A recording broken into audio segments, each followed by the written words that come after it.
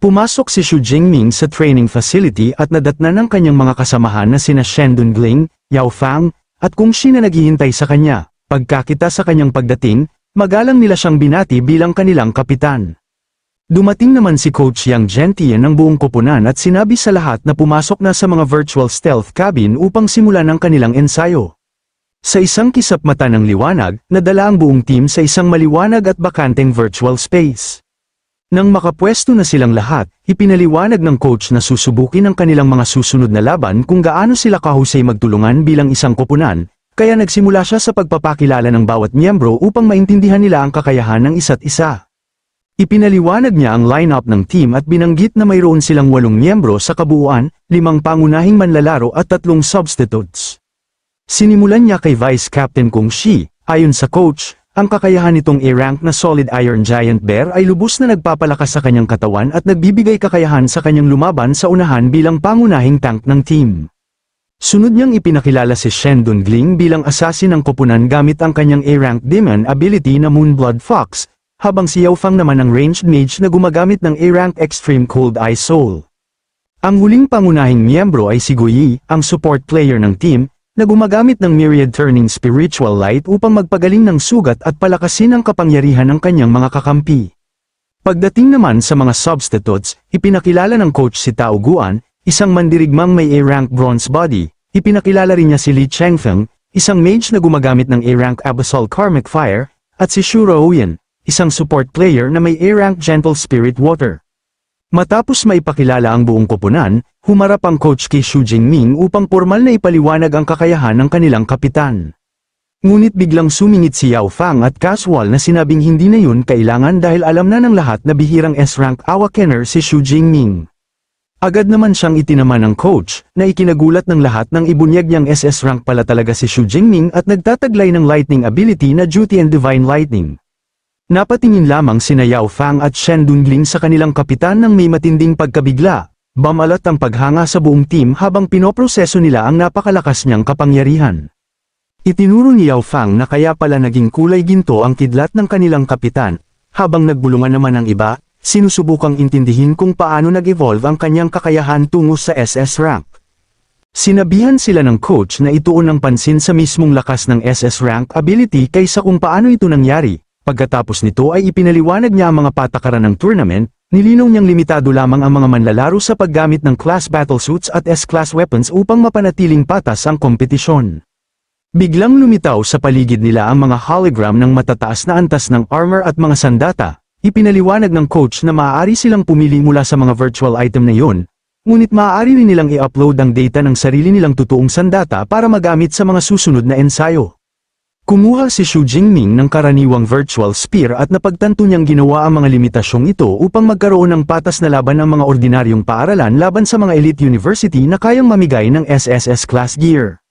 Nagpasya siyang i-upload ang sarili niyang Flow and Cloud Golden Edge Spear bago ang kanilang susunod na training session. Bago simulan ng teamwork drills, hiniling ng coach sa lahat na ipakita muna ang kanilang mga kakayahan upang malaman ng buong team kung ano ang aasahan nila sa isa't isa. Inutusan niya si Xu Jingming na maunang magpakita. Tinanong ng kapitan kung kailangan ba niyang ipakita ang lahat ng kanyang kakayahan. Tumango naman ang coach at ipinaliwanag na makatutulong yun upang makagawa sila ng pinakamahusay na estratehiya para sa kanilang mga laban. Inihanda ni Xu Jingming ang kanyang sibat at sinabi sa grupo na pinagsasama ng kanyang fighting style ang spear attacks, close combat, at ranged spells. Dagdag pa niya, ipapakita niya ang mga ito isa-isa.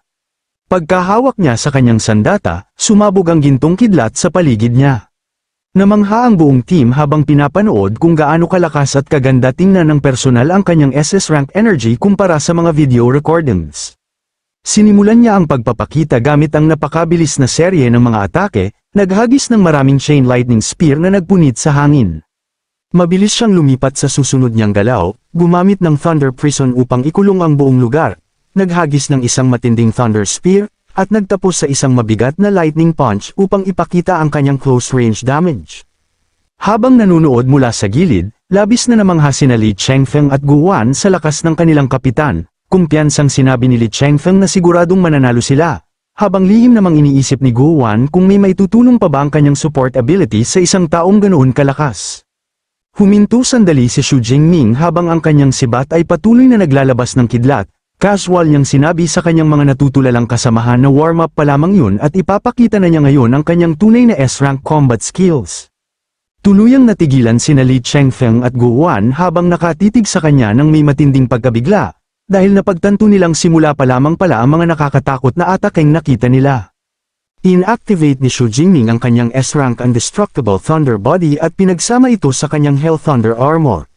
Nagliyab ang kanyang buhok sa gintong enerhiya, dahilan upang pagpawisan si Tao Guan nang mapagtanto niyang mas matibay pa ang Lightning Armor ng kapitan kaysa sa sarili niyang Bronze Body.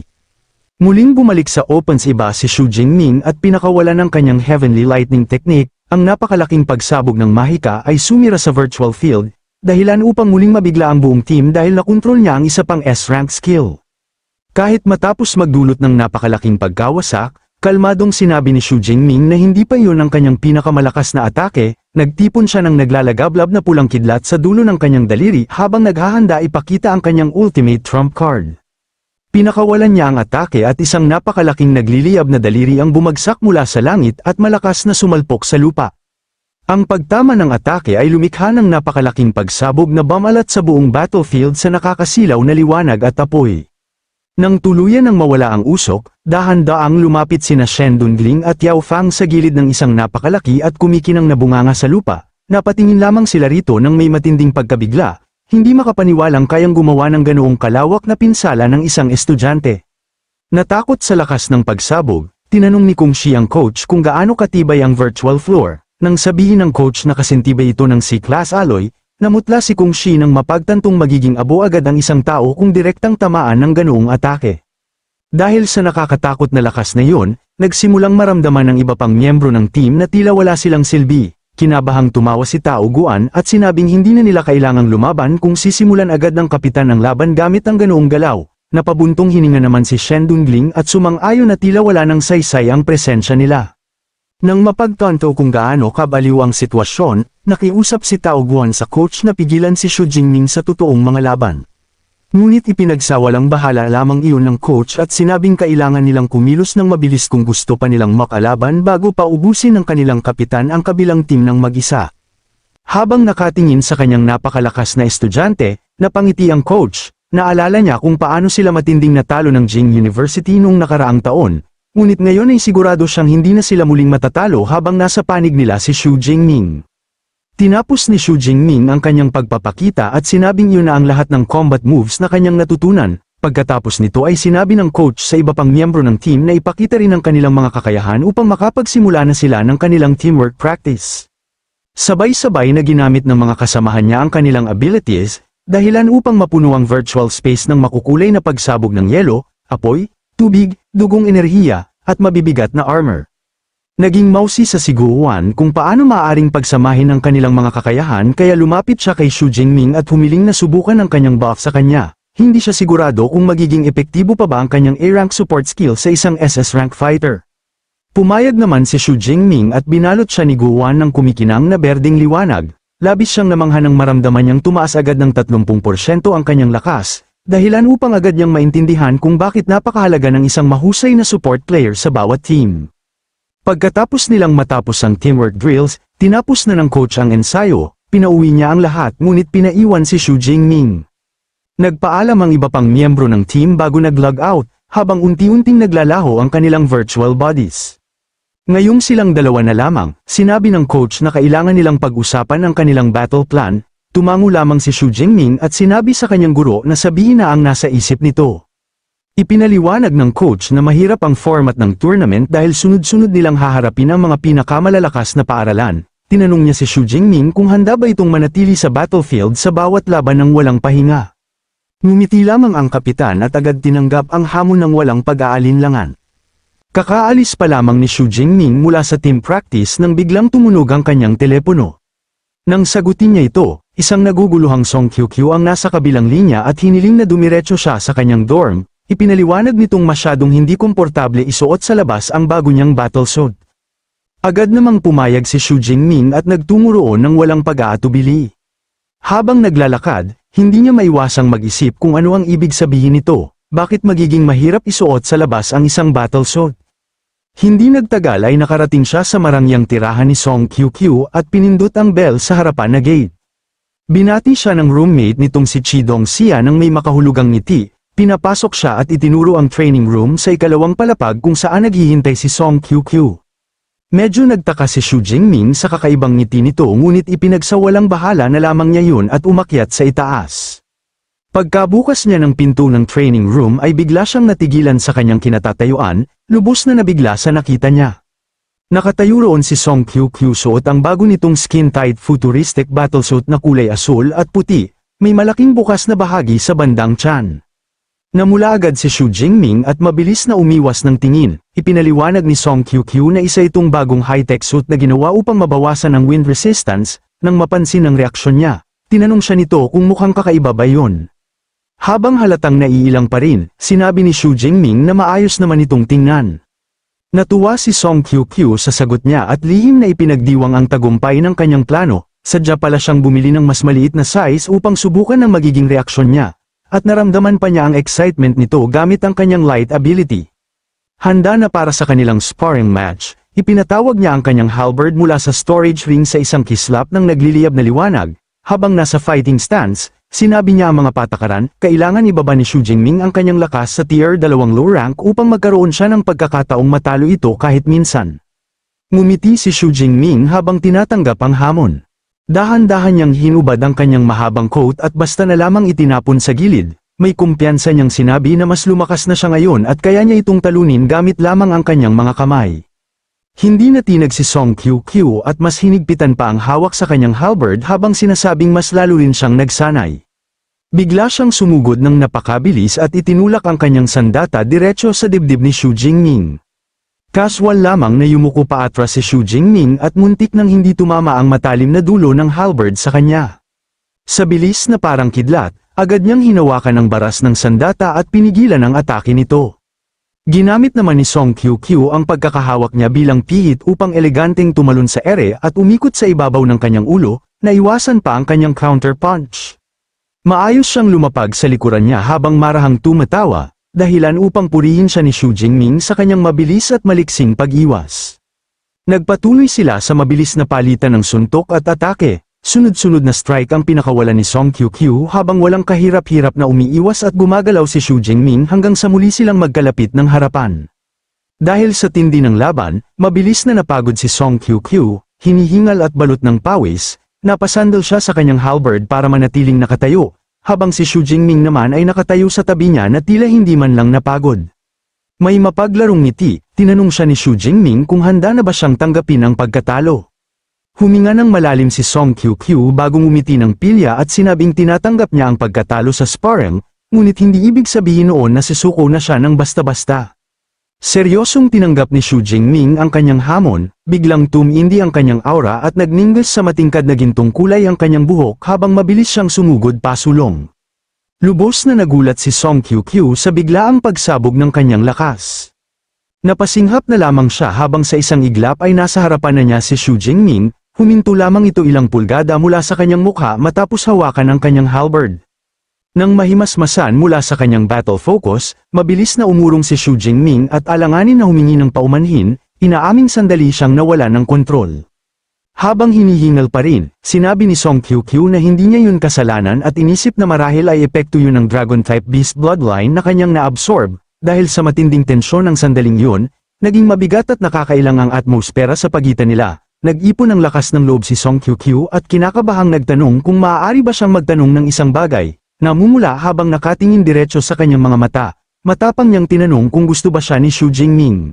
Sandaling natigilan si Xu Jingming, nawala ang kanyang mapaglarong ekspresyon at seryoso siyang tumingin pabalik sa kanya bago tapat na umaming oo, gusto niya ito. Lumaki ang mga mata ni Song QQ at lalong namula ang kanyang mukha habang natutuwa sa direkta at tapat nitong sagot.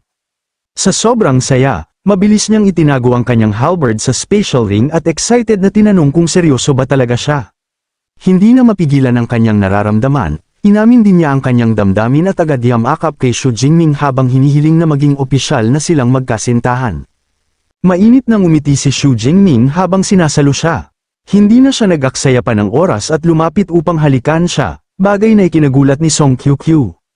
Hinayla niya ito palapit at bahagyang iniangat habang magkayakap sila. Pagkatapos nilang maghiwalay, nahihiyang tinakpa ni Song Kyukyu ang kanyang bibig at tinanong kung bakit ngayon lamang naging ganoon katapang si Xu Jingming. Mapaglaro naman itong sinabi na kung ginawa niya yun noon, mukha siyang hooligan dahil hindi pa naman sila opisyal na magkasintahan. Napalingon si Song Kyukyu habang natatawang sumang-ayon sa paliwanag niya. Pagkatapos ay mabilis siyang lumapit at hinalikan siya sa pisngi bilang sorpresa. Napahawak si Xu Jingming sa kanyang mukha habang nagugulat, at ipinaliwanag naman ni Song Kyukyu na dahil nag-iwan dati ng marka si Zhang Chuchuan sa kanya, gusto rin niyang mag-iwan ng sarili niyang marka. Namangha si Xu Jingming at napaisip kung gaano ba talaga kalapit ang dalawa. Pinuri naman ni Song Kyukyu ang ugali ng kanyang senior sister at matapang pang sinabi na wala siyang problema kahit magustuhan din ni Xu Jingming si Zhang Chuchuan. Lubos na nagulat si Xu Jingming sa kanyang pagiging bukas sa ganoong usapan. Lumapit si Song Kyukyu at seryosong ipinaliwanag na natural lamang na maraming babae ang magkakagusto sa isang elite SS rank user tulad niya, at mas gugustuhin niyang makasama sa paghahati ng kanyang atensyon ang isang taong gusto niya rin tulad ni Zhang Chuchuan kaysa isang estranghera. Nagulat si Xu Jingming sa kanyang pagiging open-minded ngunit mahinahon niyang sinabi na kahit gusto man niya ang kanilang senior sister, maaaring hindi naman ito pumayag sa ganoong relasyon. Unti-unting ngumiti ng pilya si Song Kyukyu bago siya tinuksong tanungin kung ibig sabihin ba noon ay papayag siya basta pumayag si Zhang Chuchuan. Natarante si Xu Jingming bago pa man makasagot. Biglang lumingon si Song Kyukyu sa may pintuan at tinawag si Zhang Chuchuan, sinasabing narinig na nito ang lahat at nasa kanya na ang huling desisyon. Lubos na nabigla si Xu Jingming at mabilis na napalingon habang kinakabahang pinagpapawisan nang makita si Zhang Chuchuan na kalmadong naglalakad papasok sa silid. May ngiti sa labi, lumapit ito sa kanya at mapaglarong binalaan siyang huwag bawiin ang kanyang mga sinabi. Doon lamang napagtanto ni Xu Jingming na pinagplanuhan pala yun ng dalawa mula pa sa simula. Natigilan siyang walang masabi habang nakatayo sa gitna ng dalawang babaeng nakangiti at nakatingin sa kanya. Wala siyang makitang paraan upang makatakas sa sitwasyon kaya napabuntong hininga na lamang siya at tinanggap ang kanyang kapalaran. Masayang idineklara ni Song Kyukyu na opisyal ng silang tatlo. Mahigpit niyang niyakap ang isang braso ni Xu Jingming habang si Zhang Chuchuan naman ay marahang humawak sa kabila at nagmungkahing kumain sila ng late night snack. Ngunit sinabi ni Song Kyukyu na gusto muna niyang maligo dahil balot pa siya ng pawis. Tinanong niya ito kung gusto ba nitong sumama, at agad namang sumang-ayon si Zhang Chuchuan habang sinasabing pinagpawisan din siya ng kaunti. Hinawakan niya ang kamay ni Zhang Chuchuan at niyayang sabay silang mag-ayos, na masaya namang tinanggap nito.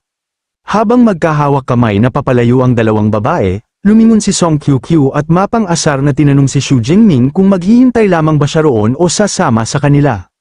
Namula si Xu Jingming sa matapang na paanyaya at muntik ng pumayag, ngunit agad yung pinigilan ni Zhang Chuchuan, pabiro nitong sinabi na dahil napakalakas niya, hindi man lang siya pinagpawisan kaya silang dalawa na lamang ang aalis.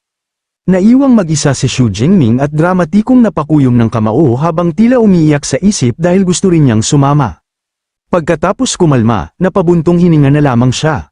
Sa kabila ng pang-aasar ng dalawa, isang totoong ngiti ang lumitaw sa kanyang mukha habang pinapanood silang naglalakad palayo. Naisip niya ng may halong amusement kung paano nauwi ang simpleng training session sa pagkakaroon niya ng dalawang kasintahan ng sabay.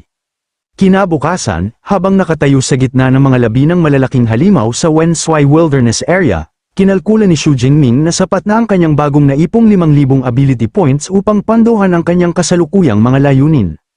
Habang nakasandal sa kanyang sibat, pinagmuni-munihan ni Xu Jingming ang kanyang napakabilis na paglakas, sa loob lamang ng wala pang kalahating taon, kaya na niyang maglakbay sa mapanganib na lugar na ito nang halos walang kalaban-laban ang mga halimaw. Iilan na lamang na mid-rank tier 5 beasts ang tunay na nagiging banta sa kanya. Biglang may kumislap na liwanag sa loob ng masukal na kagubatan na nakatawag ng kanyang pansin. Nang makilala niya ang isang pambihirang uri ng kumikinang na halaman na likas sa lugar na yon, nagpasya siyang mangolekta ng ilan. Yumuko siya at maingat na pumitas ng isang maningning na gintong 100-color flower, sa huli ay 3 makukulay na kumpol ng bulaklak ang kanyang nakolekta. Samantala, sa universidad, sinusuri ni Vice Principal Ling Shuang ang mga opisyal na files sa isang holographic screen na ipinapakita ng lumulutang na drone sa kanyang opisina.